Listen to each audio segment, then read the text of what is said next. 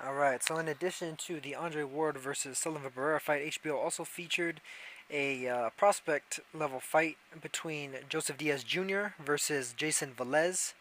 Jojo Diaz is his AKA, and Diaz pretty much handled Jayson Velez. Jayson Velez, of course, is a former title challenger. This was a bit of a step up for Jojo Diaz.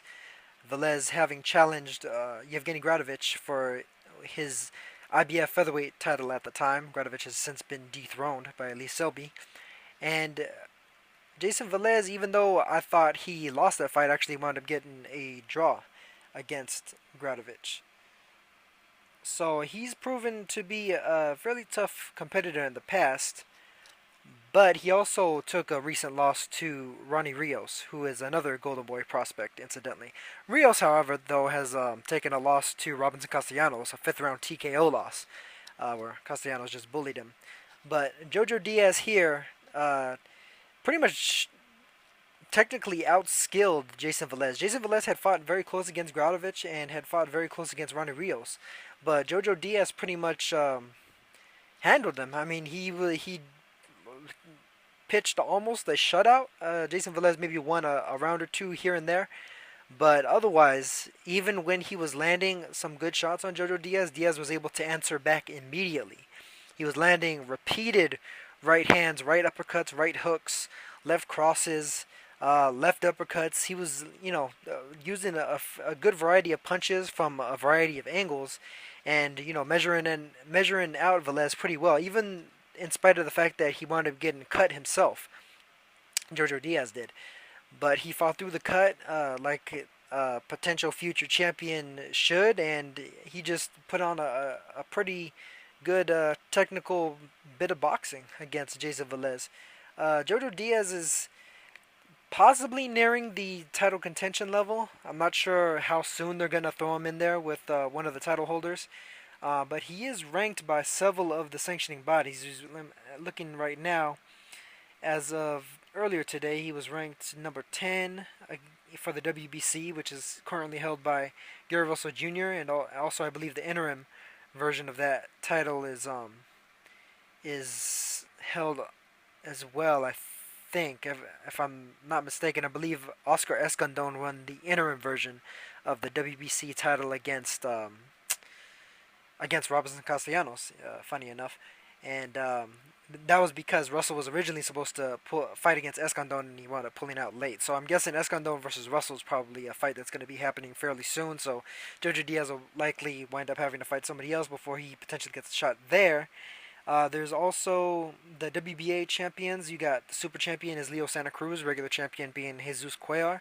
Incidentally has a good fight coming up against Abner Mares. Very, very tough fight, but for both of those guys, that's kind of a 50-50-ish level fight.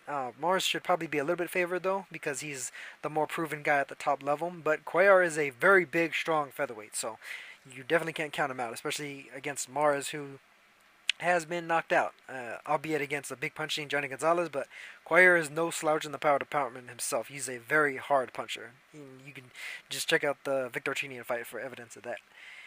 And then let's see. It looks like Jojo Diaz.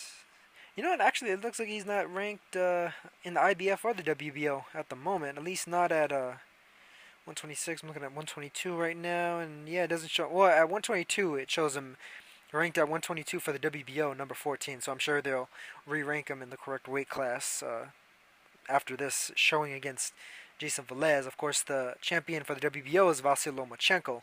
Would be a very, very tough out for him.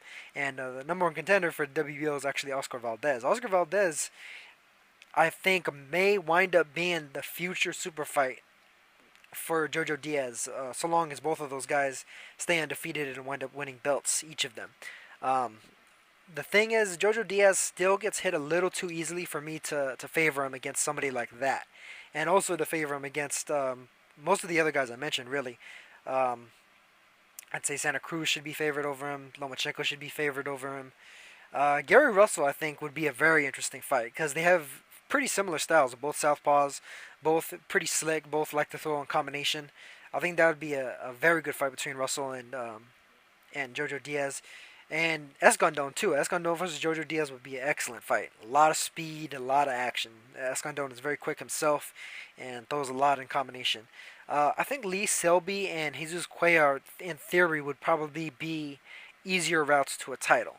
But then again, there's also the possibility that Gary Russell may move up soon enough. He's been word is he's been having some trouble making weight at 126. Not only in the Lomachenko fight, but even that he showed his. I guess he sent in his weight for his upcoming fight with Patrick Hyland a little bit late. So who knows if he may have been having some trouble actually meeting the 30-day weigh-in weight for that fight. Vasily Lomachenko may be moving up to fight Nicholas Walters, amongst others, at 130, so he may be moving out of the division soon. Lee Selby is a guy that has openly talked about struggling with the weight, so the IBF belt may be open for him. And Leo Santa Cruz has been talking about, trying to win titles all the way up through 140, so obviously he's got, some designs on moving up fairly in some fair form of the future. As well as Jesus Cuellar, I'm sure he's going to wind up moving up probably before any of these other guys because, the guy was 145 on Fight Night against Victor Chinian, and supposedly he walks around in the 160s, so I doubt he's going to be able to make 126 for too much longer. So even just in light of the fact that all of those guys seem to have certain issues making weight or otherwise designs on moving up in weight for, greener pastures, for bigger purses, Jojo Diaz may be able to slot in there.